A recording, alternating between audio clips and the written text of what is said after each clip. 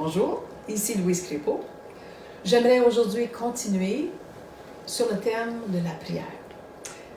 J'ai choisi de regarder le psaume 116 parce que tout au long de ce psaume de 19 versets, l'auteur nous met dans différentes situations où il a prié à l'Éternel et l'Éternel lui a répondu. C'est un psaume qui est très encourageant. Regardons les versets 1 et 2. « J'aime l'Éternel car il entend ma voix, mes supplications. Oui, il a penché son oreille vers moi et je ferai appel à lui toute ma vie. » Ici, l'auteur nous dit que l'Éternel entend sa voix, ses supplications. On a cette confiance complète que l'Éternel nous entend quand nous prions. C'est vraiment un réconfort et une consolation. Il dit ensuite qu'il a penché son oreille vers lui. Donc, quand on prie, l'Éternel tend l'oreille. Il écoute nos prières. Durant ces plusieurs versets, l'auteur nous met dans sa situation où il est dans la détresse, dans la douleur. Il dit qu'à un moment donné, ses yeux sont remplis de larmes, que ses pieds vont chuter, mais l'Éternel l'en délivre. L'Éternel lui donne une aide tangible, une aide aussi dans ses émotions, et il célèbre l'Éternel par ce psaume. Les versets 5 et 6 nous disent « L'Éternel fait grâce et il est juste. Notre Dieu est rempli de compassion. L'Éternel garde ceux qui manquent d'expérience. J'étais affaibli et il m'a sauvé. » Est-ce que c'est pas merveilleux de savoir qu'on a un Dieu, l'Éternel, qui est rempli de compassion? Il ne nous repousse pas du revers de la main quand on fait appel à lui. Il nous écoute, il tend l'oreille avec compassion. Merveilleux, bon papa. L'Éternel garde ceux qui manquent d'expérience. Donc, plusieurs d'entre nous, on se retrouve dans cette situation où on manque d'expérience. Soit qu'on manque de direction, qu'on manque de connaissances, ou même souvent dans la prière, on manque d'expérience. On ne sait pas trop comment prier. Mais Dieu est bon. Dieu est compatissant. Il dit « J'étais affaibli et il m'a sauvé. » Même dans nos faiblesses, l'Éternel est là pour nous relever, pour nous sauver. Les versets 12 et 13 maintenant.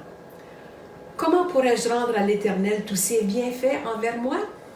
Je lèverai la coupe des délivrances et je ferai appel au nom de l'Éternel. » L'image qui nous est dépeinte ici, c'est que l'auteur veut célébrer l'Éternel. Il dit « Je lèverai la coupe ». Autrement dit, publiquement, je rendrai grâce à Dieu, je le remercierai.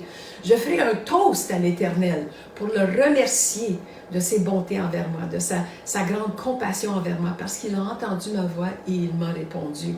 Je ferai appel au nom de l'Éternel. Je continuerai de faire appel à son nom, de prier l'Éternel, de le célébrer. Ensuite, au verset 17, il dit « Je t'offrirai un sacrifice de reconnaissance, je ferai appel au nom de l'Éternel. » Donc, toute sa vie, il va continuer de faire appel au nom de l'Éternel et de lui rendre grâce, de noter les bienfaits de Dieu, de les partager avec d'autres. Vous savez autant que moi que plusieurs autour de nous ont besoin d'entendre que Dieu répond, que Dieu entend, que Dieu est compatissant. Donc, ne ménageons pas nos actions de grâce. Publions les bienfaits de l'Éternel. Disons-le publiquement combien il est bon.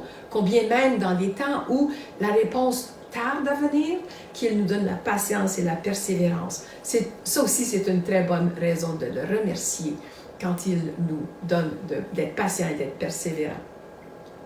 Donc, si comme moi, vous manquez de trucs pour vous rappeler, si vous manquez de moyens pour vous rappeler comment retrouver l'Éternel, comment prier l'Éternel, comment connecter avec l'Éternel durant la journée, bien, laissez-vous des petits rappels un peu partout, soit dans la maison, soit par des petites notes, ou encore, si vous avez un téléphone intelligent, des petits rappels sonores, de temps en temps, de reconnecter avec l'Éternel, de prier. Aussi, un moyen efficace, c'est de faire une association, soit avec un mot qui vous rappellera de revenir à l'Éternel, ou encore une couleur. Par exemple, si vous aimez le bleu, quand vous allez voir du bleu autour de vous, vous allez vous rappeler « Ah, quelle belle occasion! Merci! Je me rapproche de toi, Éternel, et je te remercie pour tes bienfaits. » Quand on remercie l'Éternel pour ses bienfaits, ça bâtit notre confiance et aussi ça nous rappelle à quel point il est bon pour les bénédictions du passé et pour celles qui sont à venir. Donc, si vous voyez ce podcast, c'est donc que vous avez accès à Internet. Si vous avez une Bible tout près de vous, vous pouvez la lire pour vous-même. Mais si vous n'en avez pas, allez sur Internet, soit sur, sur topchrétien.com ou encore emci.com pour aller lire la Bible en ligne. Je vous recommande de lire le psaume 116. Il est rempli d'encouragement à notre égard et ça nous encourage justement à prier et de connecter avec l'Éternel. Prions. Seigneur grand Dieu, merci pour ta compassion envers nous. Merci que quand on prie, tu tends l'oreille, tu écoutes nos prières. Merci que tu nous donnes toutes choses en ton temps. Merci que tu nous réconfortes. Merci que tu es Dieu sur toutes nos circonstances. Donc, pour chaque cœur qui écoute présentement ce podcast, je te prie de donner l'encouragement nécessaire, de donner la paix et de remplir de ton amour comme toi seul tu peux le faire. Au nom de Jésus. Je vous souhaite une très bonne journée et à la prochaine.